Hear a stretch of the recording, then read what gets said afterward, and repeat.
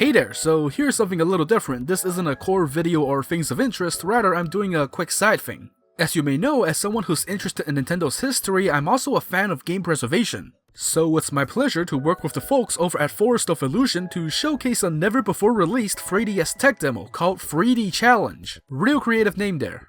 This might be one of the earliest pieces of 3DS software ever created, and was previously only shown behind closed doors, so it's really neat to finally have it rediscovered for us to tinker around with. But first, some background. If you just want to skip to the demo in action though, head on over to this timestamp. An annotation would have been way more convenient, but you know, YouTube.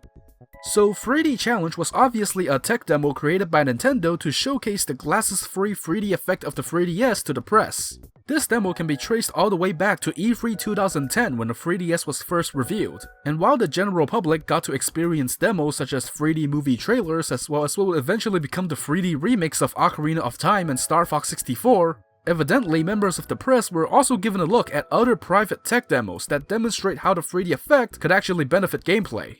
For example, a hands-on article by Wired mentions a game called 3D Jumper, which, quote, showed how depth perception made a simple platforming game much easier to play, while IGN lists a first-person Pong-like game called 3D Paddleball among the demos available at the show. These demos alongside 3D Challenge were also registered as trademarks by Nintendo on July of 2010.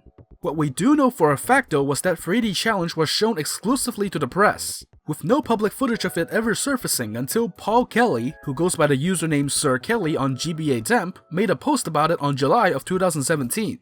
In it, he mentions buying a lot of 37 broken 3DS systems that turned out to be kiosk units, when he noticed that one of them was a development unit which contained the 3D Challenge demo. There was a bunch of back and forth between him and people trying to get him the tools necessary to dump it, and after a bunch of delays, soldering jobs, and a mild scare involving the dev unit being bricked in the process, the game was finally successfully dumped from a backup of the system's memory.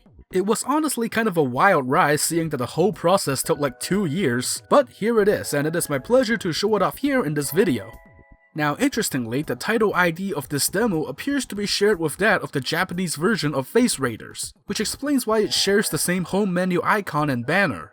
And it's also worth noting that the contents of this version of the demo don't exactly line up with what the press articles from E3 described. It's suspected that this might be an earlier version, as unused files can be found that corroborate the descriptions from the press, but we'll get to those later.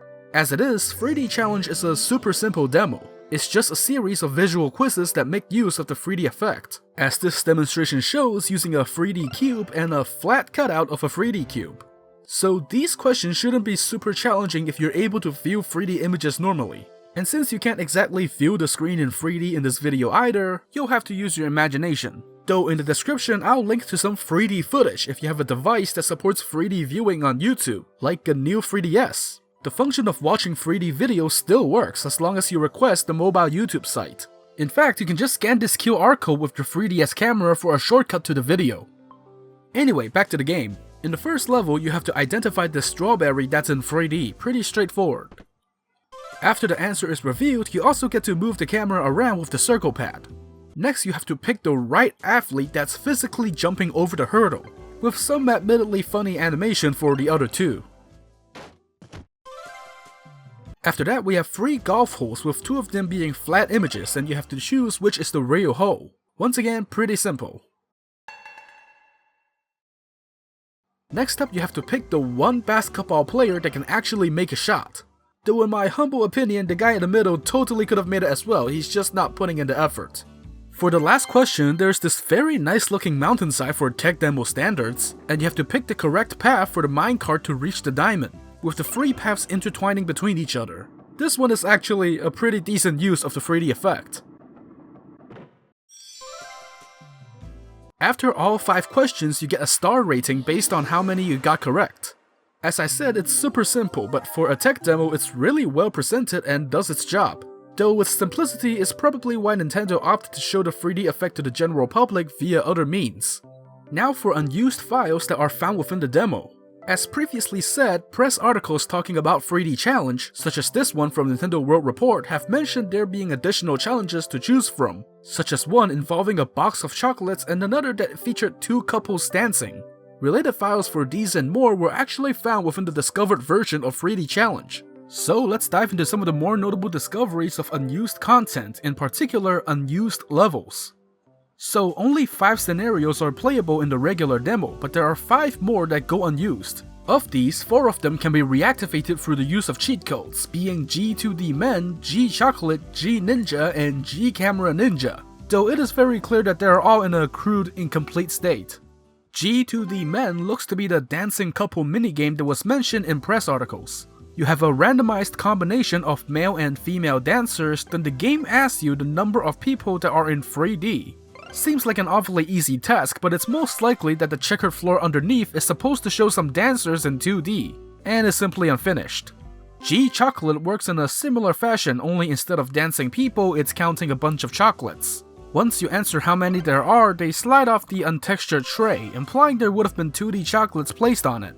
It is intriguing that the press article mentioned both this and the dancer minigame, so it's safe to assume that they were in a complete state in the version that was shown at E3. G Ninja is a lot more interesting, and not just because it features a default Mii character dressed as a ninja. He'll disappear and camouflage himself on the wall, and you have to find where he is using the 3D effect. This is actually a really great use of 3D, though you can definitely tell this was still in development. At this point, the ninja is always hiding in the center, and the surrounding environment could use a lot more polish. G Camera Ninja is weird as it doesn't load normally because the code that handles model rendering crashes. It's possible to load the minigame by using a cheat code that disables this faulty code, but it causes some graphical issues. So in this one we have Demon Frog! Okay, so clearly that's a frog model with corrupted textures jumping into a bunch of leaves and hiding among them, just like the Mii Ninja. It's speculated that since the frog's textures may have been generated directly from the screen data, the incomplete programming causes it to look like that. Once again, you pick its hiding place from 3 different locations, though it's important to note that there are unused graphics for a camera reticle in the minigame files. And judging from its name, you were supposed to actually take a picture of the frog instead of picking a preset location. Last but not least, there's P-Dance, which isn't actually present in the playable form, but it is one of the more fascinating unused games. So while some work is being done to try and make it playable as of this video, we'll be taking a look at its assets for now, since they might give an idea of how the game is supposed to work. There's an unused text string that seems to be the instructions for the game, which when translated reads, "Save the princess, get rid of the 2D ghost." Meanwhile, there are unused models and animations for a toy soldier, which would have been the player character, a toy princess, a cage that the princess could have been kept in, a key and a timer collectible, as well as this goofy looking ghost. Though just by looking at it, I'm not sure how this would fit into a 3D related gimmick. And there are also lots of related sound effects. It almost feels like everything except the code is in the game's files.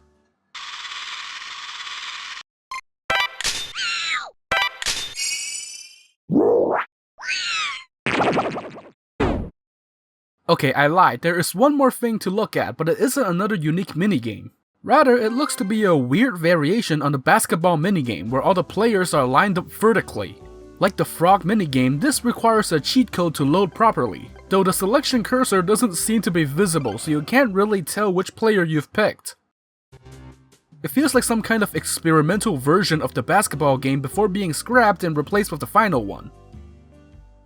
And that is it for this quick showcase of 3D Challenge. It's just really neat to see something from the 3DS's early days finally preserved. So a big thank you to everyone on screen right now for making this showcase and release possible.